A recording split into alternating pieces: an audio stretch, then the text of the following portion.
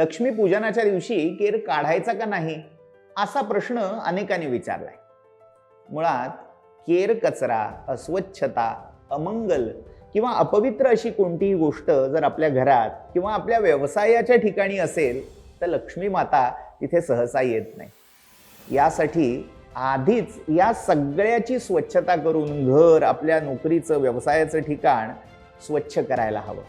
त्यातही एक विशेष प्रथा पाळली जाते, सूर्योदयानंतर केर काढायचा नाही. मग शक्य असेल तर ह्या अमावस्येच्या दिवशी सूर्योदयापूर्वी उठून आपल्या त्या सगळ्या जागा जिथे लक्ष्मीपूजन करायचं आहे, जिथे लक्ष्मी सदैव राहावी अशी आपली इच्छा आहे, त्या सगळ्या जागा पूर्ण स्वच्छ कराव्यात. दिवाळीच्या आधी जी साफसफाई केली जाते त्याच्या मागचं कारण हेच आहे.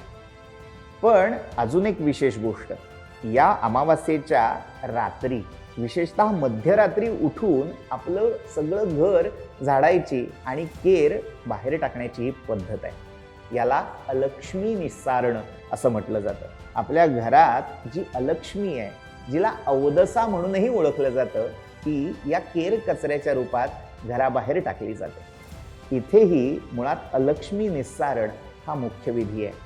ती दूर गेल्यावर लक्ष्मी आपल्या घरात सदैव प्रतिष्ठित असणार आहे अशी श्रद्धा आहे. त्यामुळे या दिवशी सूर्योदयानंतर आणि सूर्यास्ताच्या वेळी केर शक्यतो काढू नये. मध्यरात्री लक्ष्मी निस्सारणासाठी केर नक्की काढा.